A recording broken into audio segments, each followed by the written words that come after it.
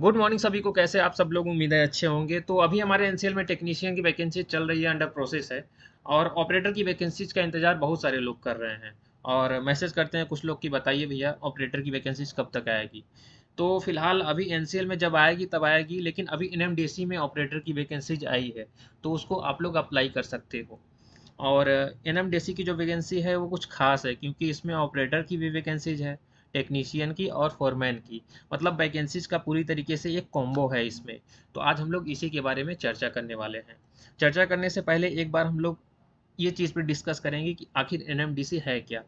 तो जैसे हम लोग का एनसीएल है, वो कोयला निकालता है और पावर प्लांट को देता है, और पावर प्लांट से बिजली बनती है। उसी तरीके एनएमडीसी क्या है, एक तरीके से मिनरल्स वाले चीज़ निकालती है। और इसी का एक पार्ट है लौह अयस्क, मतलब कि लोहे का जो है ओर निकालती है। और ये 3-4 प्रोजेक्ट के लिए वैकेंसीज आई है, जिसमें से किरिंदुल है और बेलाडीला है और डेने मलाई प्रोजेक्ट है। ये 3-4 प्रोजेक्ट के लिए वैकेंसीज आई हुई है। इनका काम क्या है कि यहाँ पे लोहे की माइंस होती है, वहाँ से लोहे अयस्क निकाल के फिर उसके बाद रिफाइन करके और जहाँ पे भी ज़रूरत होता है वहाँ पे भेजने का कार्य होता है। और ये एक तरीके से नवरत्न कंपनी है और स्टील गवर्नमेंट के अंडर काम करती है, मतलब पूरी तरीके से ये गवर्नमेंट है, एनएमडीसी कंपनी। तो इसी के वैकेंसीज़ के बारे में आज हम लोग चर्चा करने वाले हैं। कौन कौन सी पोस्ट के लिए कितनी कितनी वैकेंसीज हैं, कब से अप्लाई करना है और कितनी इसमें एज लिमिट है, इसी के बारे में आज फुल चर्चा करने वाले हैं। तो चलिए स्टार्ट करते हैं। सबसे पहले हम लोग देख सकते हैं कि यहाँ पे कंपनी के बारे में बताया गया है कि कंपनी एक नवरत्न पब्लिक सेक्टर है। और यहाँ पे प्रोजेक्ट के बारे में बताया गया है कि कौन कौन से प्रोजेक्ट में अभी वैकेंसीज हैं, कौन कौन से प्रोजेक्ट के लिए वैकेंसीज आई हैं। और नीचे आप देख सकते हैं यहाँ पे प्रोजेक्ट के बारे में बताया गया है। और फिर देखते हैं हम लोग नंबर वाइज वैकेंसीज। तो सबसे पहले वैकेंसी जो है वो फील्ड अटेंडेंट की है। फील्ड अटेंडेंट की जो किरिंदुल में है वो 86 पोस्ट है, बेचैली में जो है वो 38, और आपका डेने मलाई में जो है वो 27 पोस्ट है। और फील्ड अटेंडेंट के लिए केवल आपको मैट्रिक पास होना चाहिए या आपके पास आईटीआई होना चाहिए। और दूसरी वैकेंसी जो है वो मेंटेनेंस असिस्टेंट है। ये एक तरीके से फोरमैन ही कहा जाता है एनसीएल में इसको, और वहाँ पे कुछ और नाम लेते हैं जिसको मेंटेनेंस असिस्टेंट बोला जाता है। इसकी वैकेंसी देखें तो हम लोग किरिंदुल में जो है 49 वैकेंसी है, और बेचैली में जो है 56 वैकेंसी है, और डेने मलाई में आपका 36 वैकेंसीज है। इसमें आईटीआई मांगा गया है इन इलेक्ट्रिकल ट्रेड से। तो एक तरीके से ये टेक्नीशियन की वैकेंसीज है। और अगर हम लोग आगे बात करें तो इसमें मेंटेनेंस असिस्टेंट में ही मैकेनिकल, वहाँ ऊपर इलेक्ट्रिकल था, नीचे मैकेनिकल।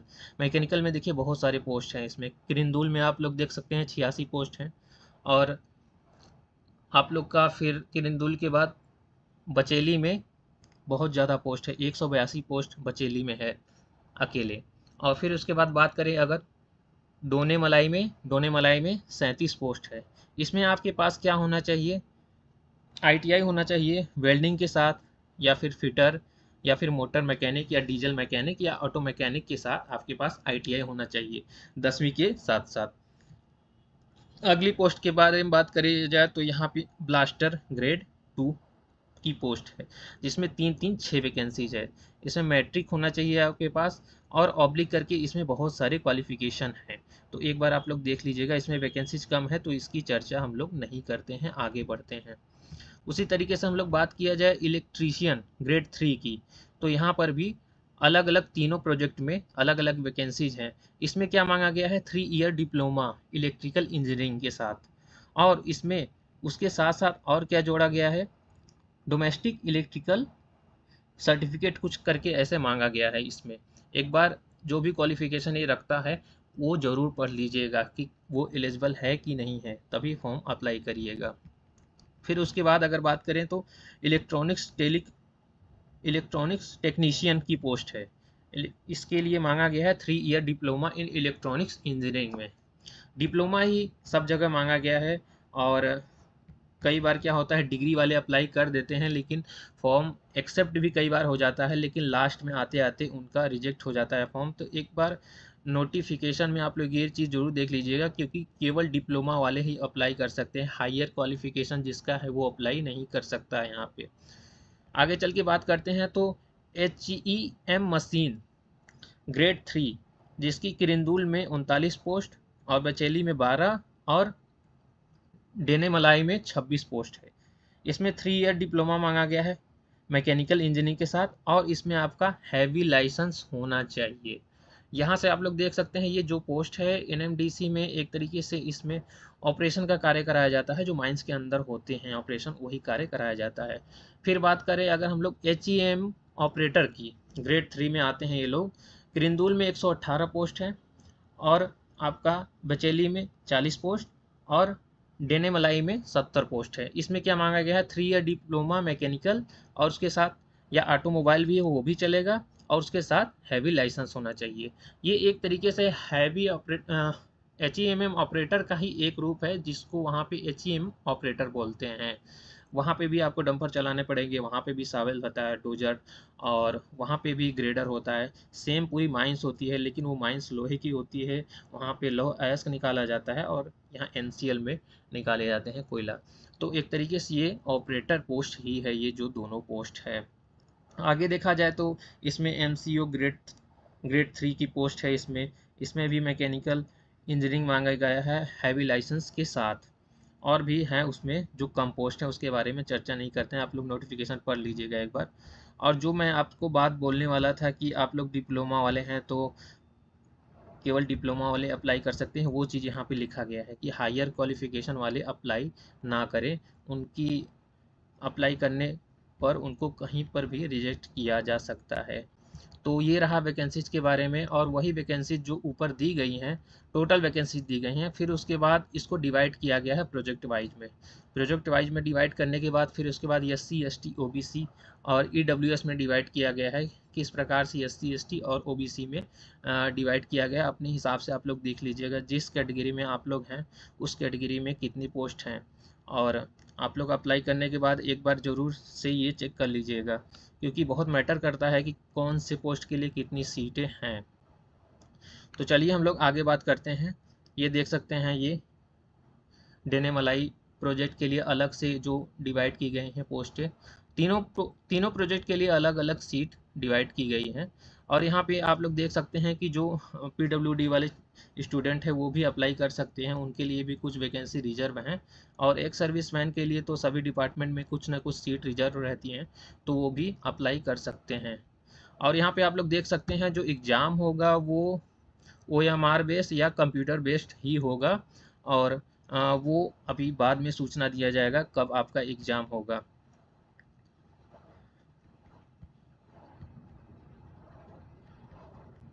और यहाँ पे स्केल पे के बारे में बात किया गया है।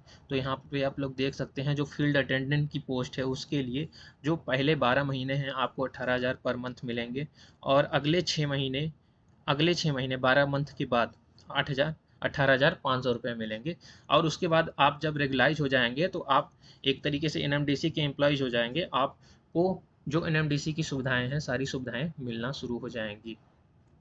अलग अलग पोस्ट के लिए अलग अलग यहाँ पे स्केल है, तो एक बार आप लोग इसको जरूर चेक कर लीजिएगा। और सबसे इम्पोर्टेंट चीज़ यहाँ पे ये है, मैक्सिमम एज जो है 30 साल है, और जो मिनिमम एज है वो 18 साल है। और उसके बाद क्या है, इसमें फिर बहुत सारी चीज़ें होती हैं, जैसे OBC के लिए 3 साल की छूट, और SC ST के लिए फिर 5-5 साल की छूट मिलती है, और फिर जो PWD वाले हैं उनके लिए भी छूट मिलती है। उन अगर PWD के साथ साथ आप SC ST कैटेगरी हैं तो उसमें और छूट मिलती है। तो वो सब क्या है एक बार देख लीजिएगा, जिस हिसाब से जिसको अप्लाई करना हो, जिस कैटेगरी से। अप्लाई करने के लिए आप लोग देख सकते हैं कि NMDC की ऑफिशियल साइट से अप्लाई कर सकते हैं, और 25 तारीख से ये अप्लाई हो गया है, 25 मई से, और 14 जून तक अप्लाई होगा ये। एक बार पूरा नोटिफिकेशन ज़रूर पढ़ लीजिएगा अप्लाई करने से पहले, क्योंकि इसमें बहुत सारे जो इंस्ट्रक्शन दिए गए हैं उसको पढ़ना ज़रूरी है। सब चीज़ें पढ़ के नहीं बता सकते हैं यहाँ पे। और सिलेक्शन का मोड जो है देख सकते हैं आप लोग, पेपर 1 होगा, पेपर 2 होगा। ये सब के बारे में एक बार ज़रूर से पढ़ लीजिएगा।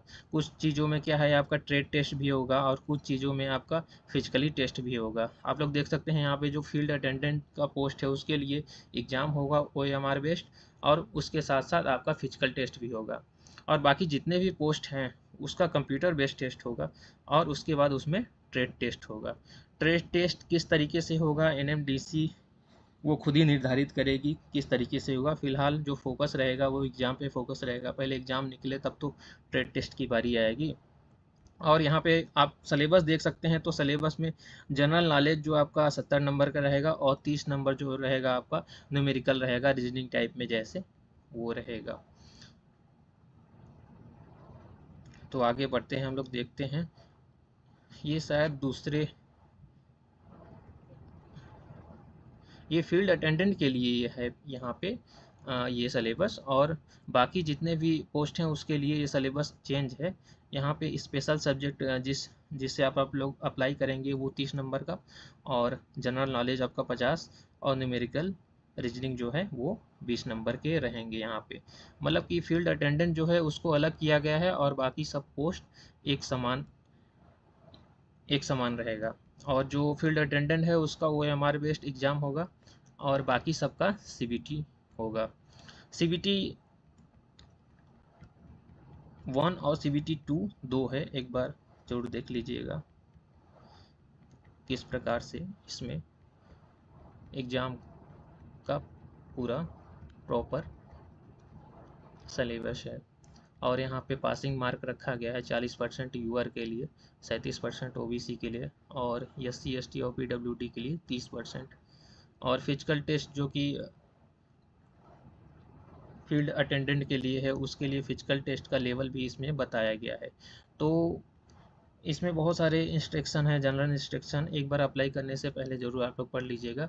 तो ये NMDC के वैकेंसीज़ के बारे में बताना ज़रूरी था, क्योंकि ये कहीं ना कहीं सिमिलर है हमारे NCL से, और NCL के जैसा इसमें भी माइंस है, और इसमें भी सब काम होते हैं, और सुविधा के मामले में भी NMDC किसी से कम नहीं है, और एक गवर्नमेंट कंपनी है NMDC।